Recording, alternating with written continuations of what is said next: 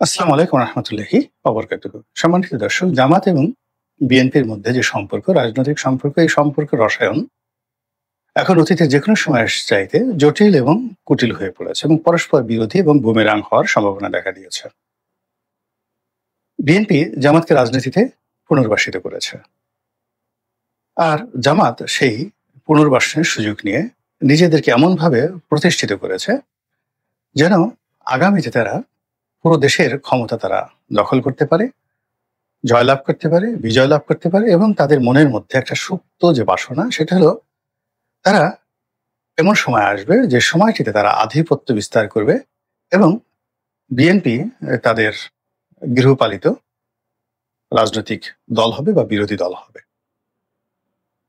এটা যে তাদের মনের মধ্যে ছিল, এটা এই মুহূর্তে এখন পর্যন্ত বিএনপি বুঝতে পারছে না, কিন্তু আমার অনেক আগের থেকেই আমি এই সন্দেহটা আমি যেভাবে করেছিলাম, এবং আমি জামাতের যতটুকু জানি আমার কাছে মনে হয়েছে যে তারা বিভিন্ন সময় বিএনপি দ্বারা যেভাবে নিগৃহীত হয়েছে, অপমানিত হয়েছে, লাঞ্ছিত হয়েছে, তো তাদের মধ্যে সেই ক্রোধ, সেই অপমান বোধ এটা ছিল, এবং একটা যখন সময় তারা পেয়ে গেছে, এখন তারা সেটা সুদে এবং আসলে সেটি হাসিল করার চেষ্টা চালিয়ে যাচ্ছেন।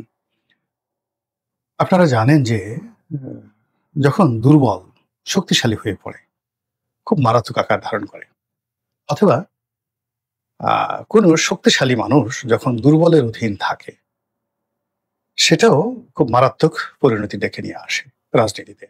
দুটো উদাহরণ দিই। সুলতান আলাউদ্দিন খিলজি খুব শক্তিশালী একজন মানুষ ছিলেন। তো তার বস, তার চাচা এবং তার শ্বশুর, সেই খিলজি বংশের যে প্রধান জালালউদ্দিন খিলজি, তো তিনি আলাউদ্দিন খিলজির শক্তিমত্তাকে তিনি মূল্যায়ন করতে পারেননি। বিভিন্ন সময় তুচ্ছ করেছেন, তাচ্ছিল্য করেছেন, ঠাট্টা করেছেন, মস্কারা করেছেন। তো ফলে কি হলো, যখন সময় এলো, তখন আলাউদ্দিন খিলজি তার শ্বশুরকে মেরে, জালালউদ্দিন খিলজিকে মেরে ক্ষমতা দখল করলেন। এটা হলো দুর্বলের অধীন শক্তিশালী যে থাকে তার পরিণতি। দ্বিতীয় পরিণতিটি হলো শক্তিশালী মানুষের অধীন যখন দুর্বল থাকে। দুর্বল সবসময় ধড়িবাজ হয়, চক্রান্তকারী হয় এবং খুবই নিষ্ঠুর, ভীষণ রকম নিষ্ঠুর হয়। দুটো উদাহরণ দেই, একটা বাংলাদেশে আর একটা পাকিস্তানে। Zulfikar Ali Bhutto, one of the যাকে বলা হয় greatest politician in the Asian subcontinent, in terms of education, in terms of family legacy, personal quality and personality. তার সমপর্যায়ের যে রাজনীতিবিদ 60-এর দশকে, 70-এর দশকে পাক ভারতে ছিল না। তার সবকিছু অনন্য, বংশমর্যাদা থেকে শুরু করে সবকিছু। তিনি পাকিস্তানের প্রধানমন্ত্রী হলেন এবং তিনি একেবারে দুর্বল একজন লোককে সেনাবাহিনীর প্রধান বানালেন, এবং তিনি ঠাট্টা করে তাকে বলতেন, কাম অন মাই মানকে জেনারেল। তাকে বানর জেনারেল হিসেবে ডাকতেন, জেনারেল জিয়াউল হককে। তো সেই জেনারেল জিয়াউল হক অপমান সহ্য করেছেন, কষ্ট সহ্য করেছেন। তারপর যখনই সুযোগ পেয়েছেন, এত দ্রুততার সাথে জুলফিকার আলী ভুট্টোকে ফাঁসিতে লটকিয়েছেন যে জুলফিকার আলী ভুট্টো দম ফেলার সময় পায়নি।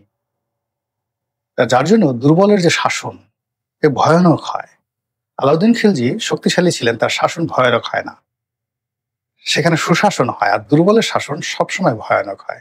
পাকিস্তানের যে যাকে বলা হয় আজকের যে যত রকম দুর্নাম, বদনাম, বিভক্তি, সবকিছু কিন্তু এই জিয়াউল হকের জমানাতে। একইভাবে ইয়াহিয়া খান এক দুর্বল চিত্তের মানুষ ছিলেন, খুবই মেধাবী, খুবই পণ্ডিত, মদ খেতেন, সব খারাপ জিনিস ছিল, কিন্তু অ্যাজ এ জেনারেল হিসাবে one of the finest general in the Asia subcontinent who got their graduation from Royal Military Academy UK. ভারতে তার সমপর্যায়ের জেনারেল ছিল না, কিন্তু চিত্রটা ছিল দুর্বল। বাংলাদেশে খালিদ মোশাররফের একই অবস্থা ছিল, অসাধারণ বীর একজন জেনারেল ছিলেন, কিন্তু দুর্বল চিত্তের মানুষ। তো যাই হোক, এর ফলে কি হলো, এই বাংলায় যা কিছু হয়েছে এটা পাকিস্তান সামাল দিতে পারেনি ইয়াহিয়া খানের কারণে।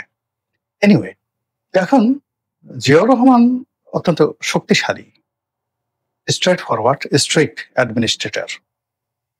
তার অধীনে জামাত অঙ্কুরিত হয়েছে। তো বোঝার চেষ্টা করুন যে ওখানে কি পরিমাণ তাপ এবং চাপ ছিল। এবং জিয়াউর রহমান এই যে শক্তিশালী একজন মানুষ, তিনি তার পরিবারকে কতটা চাপের উপর রাখতেন সেটা জিয়াউর রহমান সাহেব যখন প্রেসিডেন্ট ছিলেন ওই সময় বেগম জিয়ার ছবিগুলো দেখেন, ড্রেস কোড দেখেন, শাড়ি দেখেন, ভুরু দেখেন, তার তার যদি কোনো সাক্ষাৎকার থাকে, এমনকি জিয়াউর রহমান সাহেবের মৃত্যুর পর তার সাক্ষাৎকার দেখেন, তাহলে বুঝতে পারবেন যে তিনি পরিবারটাকে কতটা নিয়ন্ত্রণ করে রাখতেন। শ্বশুর বাড়ির লোক, নিজের বাড়ির লোকজন, ধারের কাছে 14 গোষ্ঠীর কাউকে ধারের কাছে ভিড়তে দিতেন না। আর দুটো সন্তান, তারেক এবং কোকোকে কিভাবে তিনি সোজা করে রেখেছিলেন জিয়াউর রহমান সাহেবের মৃত্যুর পর, যে তারেক রহমানের যে একটা সাক্ষাৎকার পাশে কোকো বসা ছিল, ওই যে যেখানে বলা হয়েছে সেই ফজলে লোহানী যে বিখ্যাত সাক্ষাৎকারটি নিয়েছেন, তো এই কথা শুনলেই আপনি বুঝতে পারবেন যে কি পরিমাণ টাইট দিয়ে তার সন্তানদেরকে তিনি মানুষ করেছেন। ফলে কি হলো, জিয়াউর রহমানের অবর্তমানে এই তার যে পুরো যাকে বলা হয় যেটাকে তিনি নিয়ন্ত্রণে রেখেছেন, এটা কি অবস্থা হয়ে গেছে এটা এখন বিস্তারিত বলার দরকার নেই, আপনারা দেখলেই বুঝতে পারবেন। তো যেটা বলছিলাম যে এখন এই যে রাজনীতি, সেই রাজনীতির যে মনস্তাত্ত্বিক দিক, এটা সবসময় প্রতিশোধ পরায়ণ হয়। বাংলাদেশে যখন শেখ হাসিনাকে গৃহপালিত বিরোধী দল করা হলো ৮৬ সনে, ওই অপমান শেখ হাসিনা ভুলেনি।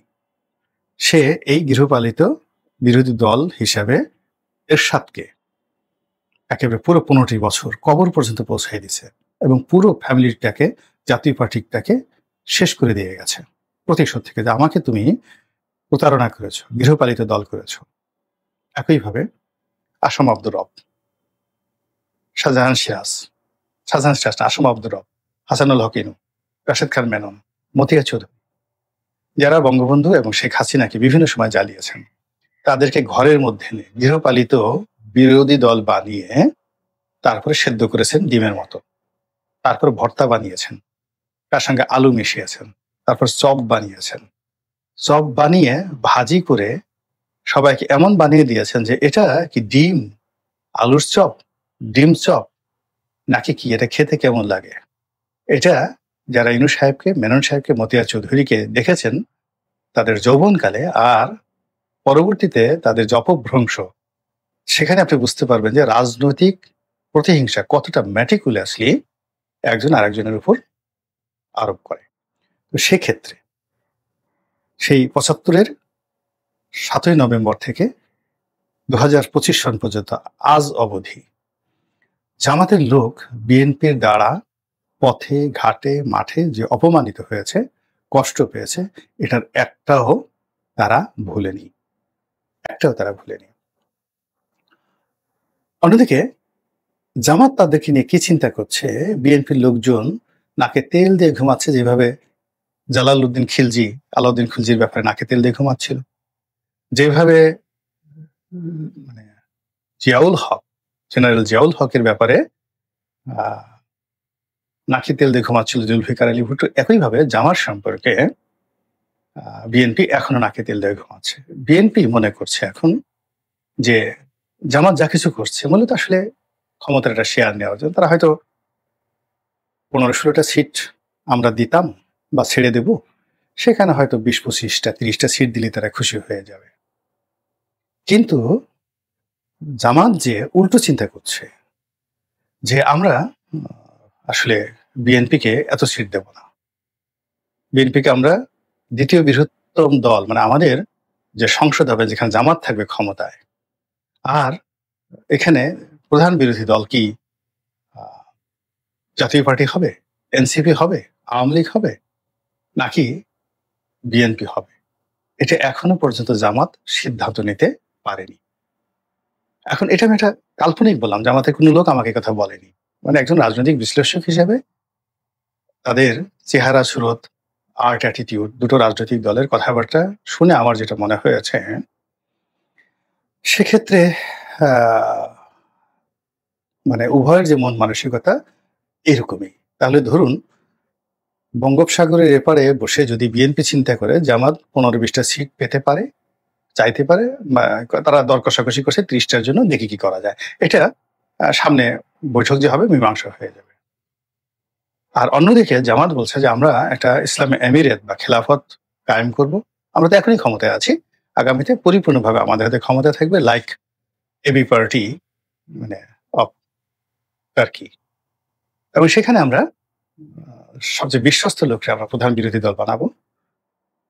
এর জায়গাতে এখন সেটি কি আওয়ামী লীগ, না এনসিপি, না জাতীয় পার্টি, না বিএনপি? এখন চিন্তা করেন তাহলে কি হচ্ছে। বঙ্গোপসাগরের এপারে মানে টেকনাফে আছে এখন বিএনপি, আর ওই পারে ওয়েস্ট কোস্ট, অর্থাৎ বঙ্গোপসাগর, ভারত মহাসাগর, তারপরে প্রশান্ত মহাসাগর, তারপর ভূমধ্য মহাসাগর, ভূমধ্য সাগর, প্রশান্ত মহাসাগর, আটলান্টিক মহাসাগর, আটলান্টিকের ওপারে গিয়ে আমেরিকার পশ্চিম তীর ওয়েস্ট কোস্ট। সেই ওয়েস্ট কোস্টের সাথে আপনি ওখানে বসে আছে জামাত। সে হিউজ ডিফারেন্স।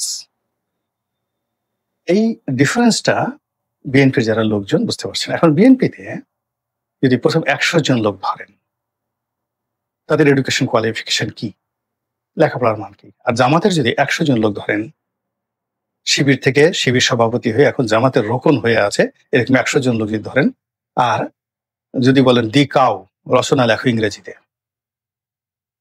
বা দ্য ডানকি ৫০০ ওয়ার্ড লেখো বাংলায় গাধার সম্পর্কে, আপনি বলেন দেখ ফলাফলটা কেমন আসবে? অথবা ধরুন জামাতের আমির আর তারেক রহমান সাহেবকে পাশাপাশি বসায় দেন তো কথা বলতে, তারপর জাতির সামনে ভাষণ দিতে, বা দুইজনকে প্রেসিডেন্ট হিসেবে দাঁড়া করে দেন। প্রেসিডেন্ট প্রার্থী জামাতের আমির, আর অন্যদিকে তারেক রহমান। আপনি দৃশ্যটা কেমন হবে এটা চিন্তা করেন। আমি এডুকেশনের কথা বাদ দিলাম, লেখাপড়া এডুকেশনের কথা বাদ দিলাম। রাজনীতি তো এটা ছেলে খেলার একটা বিষয় না, it's a matter of quality. আপনার এদের সার্টিফিকেট থাকতে হবে অথবা অভিজ্ঞতা থাকতে হবে, এবং আপনার দক্ষতা থাকতে হবে। তো সার্টিফিকেট, দক্ষতা, অভিজ্ঞতা এবং সর্বশেষ সফলতা, success ratio, and finally the respect. মানুষজন আপনাকে কি পরিমাণ রেসপেক্ট করে। তো ঠিক সেই জায়গাটাতে বিএনপি এবং জামাতের যারা লোকজন, এখন জামাতের যে সেক্রেটারি জেনারেল চুপচাপ মিনমিন করে কথা বলে, সেদিন শুনলাম ঢাকা বিশ্ববিদ্যালয়ের পলিটিক্যাল সায়েন্সে অল থ্রু ফার্স্ট ক্লাস পাওয়া। তার আগে কামরুজ্জামান সাহেবরা ছিলেন, কাদের মোল্লারা ছিলেন। আপনি তাদের রেজাল্ট জানেন, তাদের লেখাপড়ার মান জানেন কোন পর্যায়ে ছিল? তো সেখানে এই যে প্রতিযোগিতা হয়ে, আমি যদি মনে করি যে আমি আধিপত্য করবো, এখন আমি একজনের উপর আধিপত্য করবো, তার উপর শ্রেষ্ঠত্ব অর্জন করার জন্য তো আমার প্রথম লাগবে শিক্ষা। উইদাউট এডুকেশন আমি গালাগালি করতে পারবো, বাপ মা তুলে গালাগালি করতে পারবো, কিন্তু শিক্ষা ছাড়া আমি ওর মনে ভয় ধরাতে পারবো। দ্বিতীয় লাগবে চরিত্র, ক্যারেক্টারিস্টিক্স, সৎ অসৎ। তৃতীয় যেটা লাগবে যে চরিত্রের পরে, সেটা হলো কর্ম। কেমন কর্ম করছে সে? সে কি মুসি অথবা বেকার, সারাদিন ঘুমায় থাকে, নাকি কঠোর পরিশ্রম করে? পরিশ্রম করলে মানুষের ব্যক্তিত্ব থাকে আলাদা, পার্সোনালিটি থেকে আলাদা। এরপর পরিশ্রম করে সে কি সফল হয়েছে? গাড়ি বাড়ি, টাকা পয়সা, ধন সম্পদ, এগুলো মানুষের লোভ লালসা থাকে, নিজের সৎ উপার্জন দ্বারাই সব লালসাগুলো সে পূর্ণ করে ফেলেছে। এখন রাষ্ট্রের ভান্ডার তাকে কোনো অবস্থাতেই আকৃষ্ট করবে না।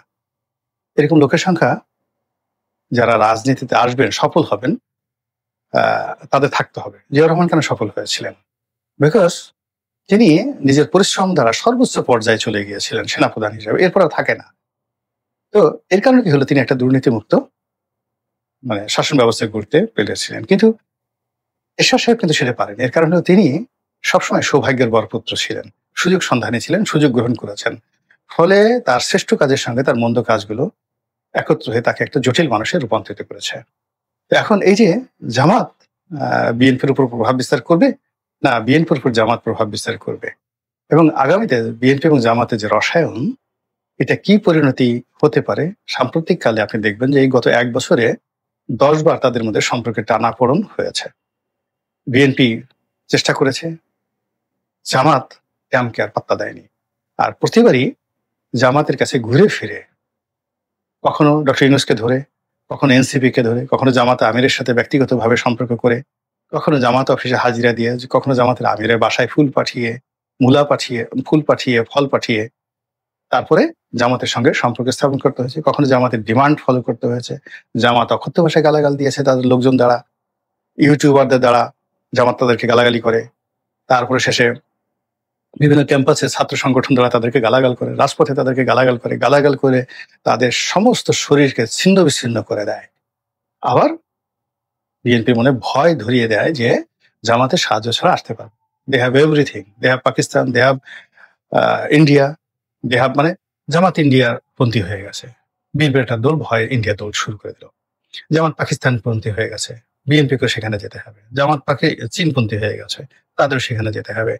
জামাত ইউরোপীয় ইউনিয়নে শক্তিশালী, অত্যন্ত শক্তিশালী ব্রাসেলসে, লন্ডনে তাদের অনেক সংগঠন আছে, পুরো লন্ডন শহরটাই তাদের বাঙালি কমিউনিটি, আমাদের এখানে দক্ষতা অর্জন করতে। অর্থাৎ তারা বারবার শুধু জামাতের কৌশলের কাছে ধরা খাচ্ছে এবং প্রতিবারই ধরা খেয়ে জামাতকে বড় করছে, নিজেরা ছোট হয়ে যাচ্ছে। এবং এই রসায়নে সামনে যে নির্বাচন যদি হয়, সেই নির্বাচনে কি ফলাফল আসতে পারে, আর সেই ফলাফলটা যে রেডি করে রাখা হয়েছে, শুধু ঘোষণা করা হবে, ফলাফল রেডি করে রাখা হয়েছে। কিন্তু আমি নিশ্চিত যে আজ থেকে 6 মাস আগে যে ফলাফল রেডি করা হয়েছিল এবং সেখানে জামাতের যে কটা সিট ছিল আর বিএনপির যে কটা সিট ছিল সেটা হেরফের হয়ে গেছে। তারা ওই যে ফল রেডি করে রাখছে, সেখানে যারা ফল রেডি করেছে সেখানে জামাতের সিট বেড়ে গেছে, বিএনপির সিট কমে গেছে। এই রাজনীতির ইকুয়েশনটা আমি আলাদা একটা ভিডিও করবো, সেটা আপনাদেরকে বুঝাই বলবো। আল্লাহ আমাদের সবাইকে হেদায়েত দান করুন এবং হেফাজত করুন। আসসালামু আলাইকুম ওয়া রাহমাতুল্লাহি ওয়া বারাকাতুহু।